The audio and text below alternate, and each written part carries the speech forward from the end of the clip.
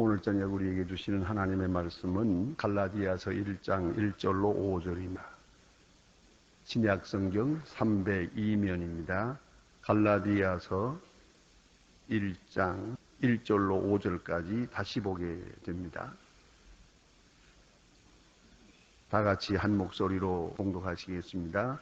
사람들에게서 난 것도 아니요 사람으로 말미암은 것도 아니요 오직 예수 그리스도로 및 그 죽은 자 가운데 그리스도를 살리신 하나님 아버지로 말미암아 사도된 바울은 함 있는 모든 형제로 더불어 갈라디아 여러 교회에게 우리 주 하나님 예수 그리스도를 쫓아 의와 평강이 있기를 원하노라. 그리스도께서 하나님 곧 우리 아버지의 뜻을 따라 이 악한 세대에서 우리를 구원하여 주시고 이 죄를 위하여 자기 몸을 버리셨으니 영광이 저희에게 세세토록 있을지어다. 아멘. 오늘 본문 가운데는 이제 지난 시간에 우리가 은혜의 복음이라는 제목으로 말씀을 드렸고, 오늘은 이어서 구원의 복음이라는 그런 측면에서 이 본문 말씀을 함께 생각하게 되겠습니다.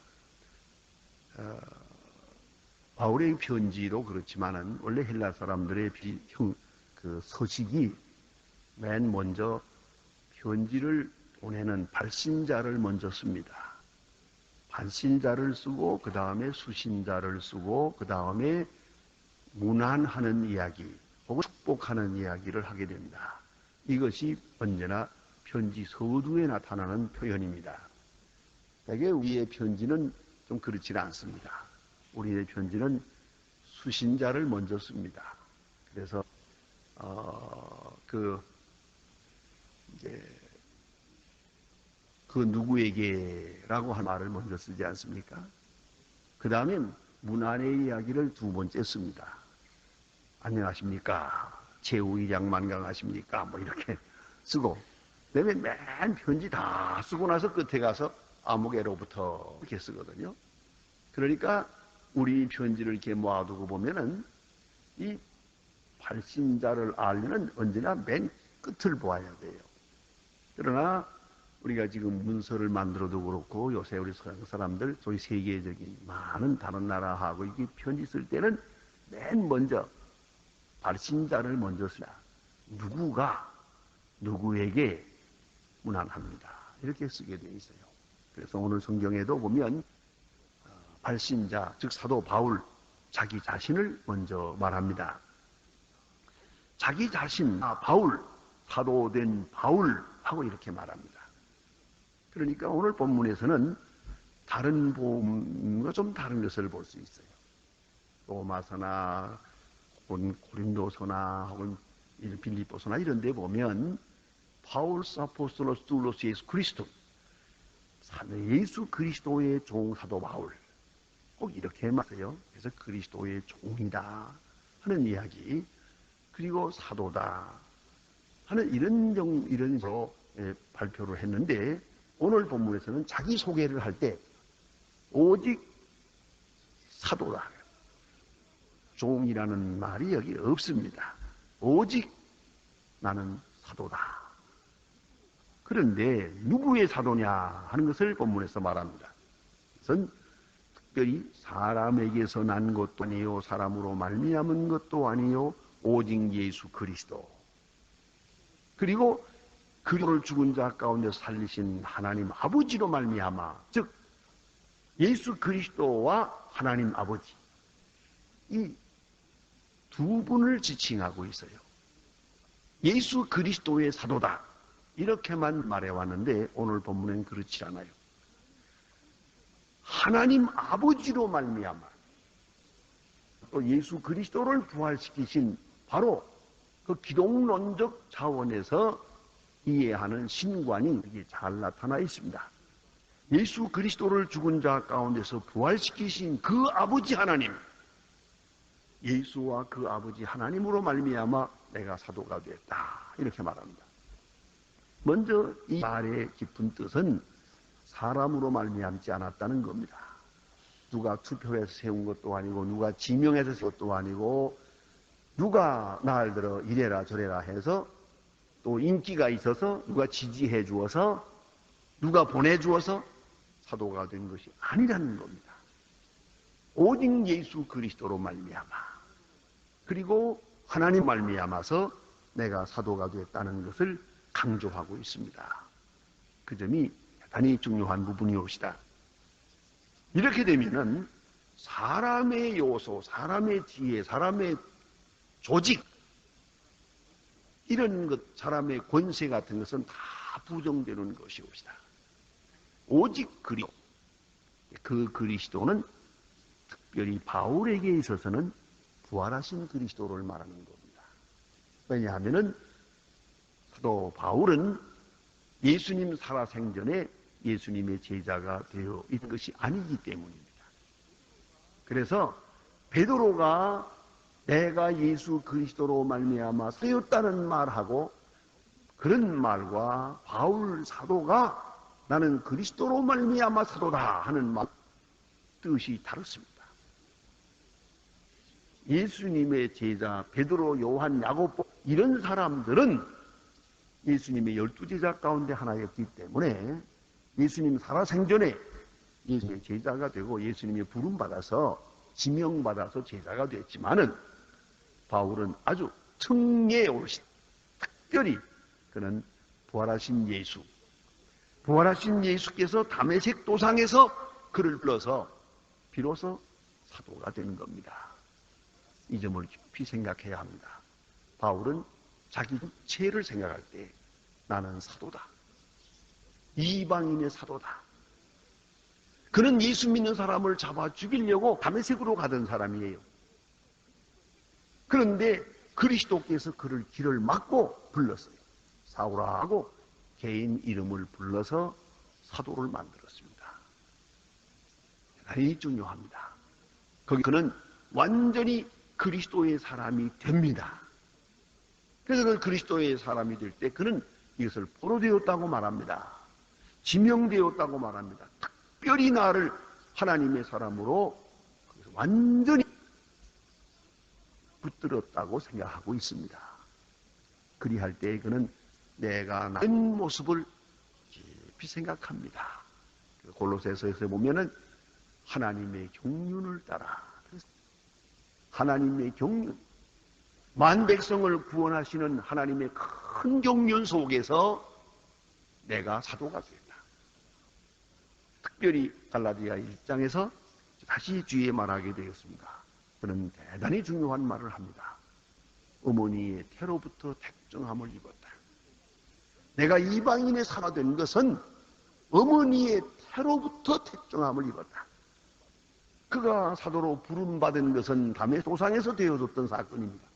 그러나 그 은혜를 받고 사도가 된 정체가 확인하게 될 때 그는 오리지널리티로 돌아갑니다.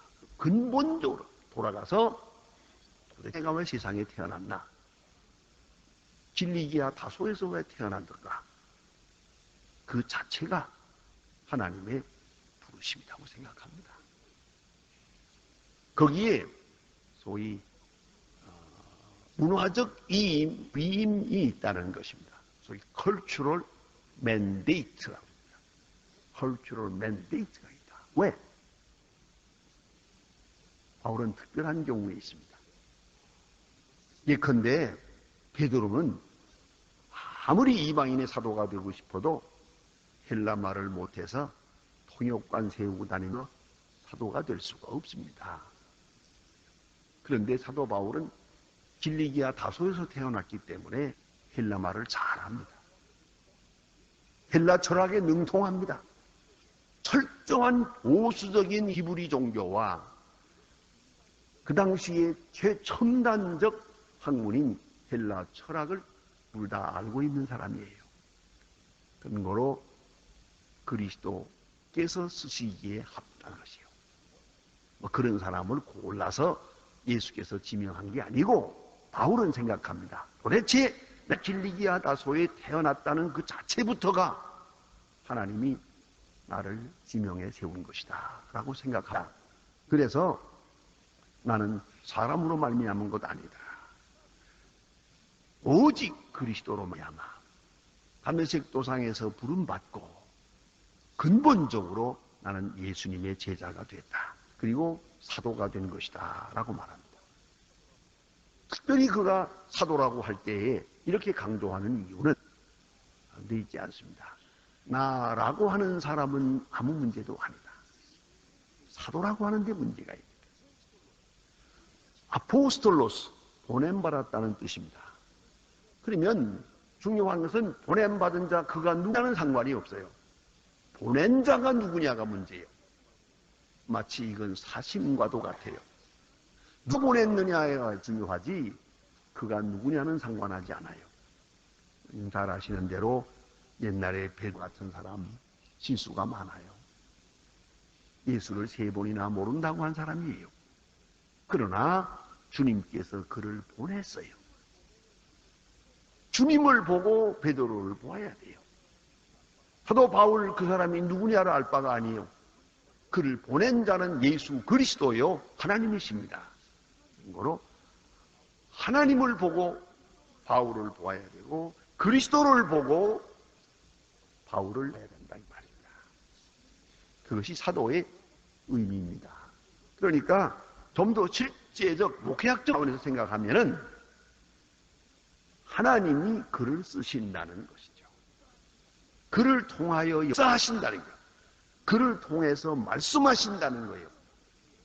그렇게 지명했고 확실히 고용하고 계시다는 것이죠. 그 사람이 사도예요.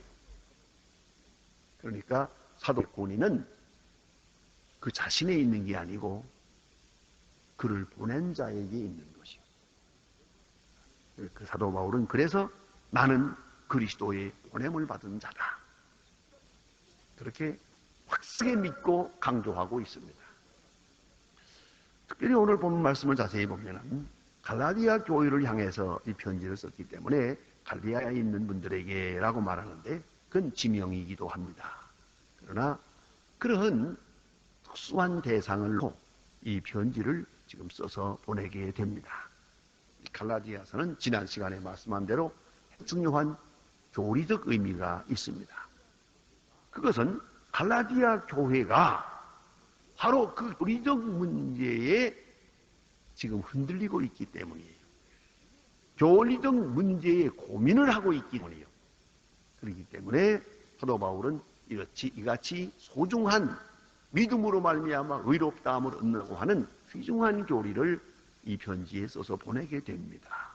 그러니까 그 대상과 그들이 가진 문제와 이에 대한 변증이 함께 역사해서 복음을 설명하게 된 것입니다.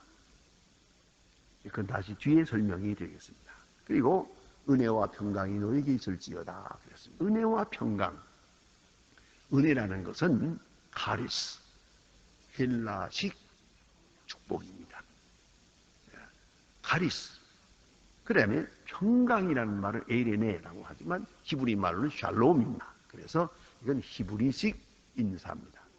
그러니까 축복을 말할 때 축복할 때 은혜가 있을지어다 하게 되면 헬라식이고 평강이 있을지어다 하면 히브리식입니다. 히식, 헬라식 이 두 인사를 합쳐서 하고 있습니다. 그것이 바로 이방의 사도된 사도 바울의 모습입니다.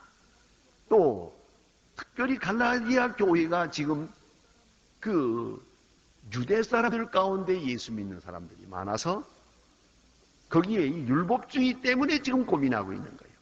거기에 유대 사람 중에 예수 믿는 사람이 많아요. 그러니까 이 두 인사를 함께 하는 것이 은혜와 평강이 너에게 있을지어다. 이렇게 말하게 된 것입니다. 축복입니다. 다음에 오늘 본문을 자세히 읽으면 잠깐 되는 문안 속에 구원론이 있고 기독론이 있습니다. 구원론과 기독론은 사실 엄격히 말하면 따로따로 말할 수가 없습니다. 예수 그리스도는 구원을 위해 오셨기 때문이요. 우리는 그 구원을 통해서 예수 그리스도가 누군가를 알게 되기 때문입니다. 대단히 중요한 교리가 여기에 잠깐 문안 속에도 나타나 있습니다. 이제 본문에 보면 우리 아버지, 우리 하나님 아버지, 우리 주 예수를 죽은 자 가운데서 살리신 아버지, 이렇게 말합니다. 이걸 계속 강조하고 있습니다. 그 점이 대단히 중요한 것입니다. 하나님 아버지, 하나님 아버지라는 말이 여기 잠깐 되는 문장 속에 세 번이나 나타납니다. 하나님을 아버지로. 이 말은 성경에서 대단히 중요한 의미를 가집니다. 언젠가 예수님께서 하나님이 내 아버지다 그랬다가 백성들이 도를 치려고 했습니다. 네가 누군데 하나님을 아버지라고 부르냐? 이 아버지라는 말이 그렇게 쉬운 얘기가 아닙니다. 하나님 아버지께서 일하시니 나도 일한다. 예수님이 이렇게 말씀하셨습니다. 이로 인해서 큰 핍박을 받던 일이 있습니다. 그런데 우리는 지금 하나님을 아버지라고 부릅니다. 너무나도 귀한 것입니다. 예수 그리스도께서 우리에게 소개해 준 아버지. 하나님은 아버지 하나님입니다. 이것은 지극히 히브리적이요 상징적이옵시다. 신학적 엄격한 변론이 필요가 없습니다.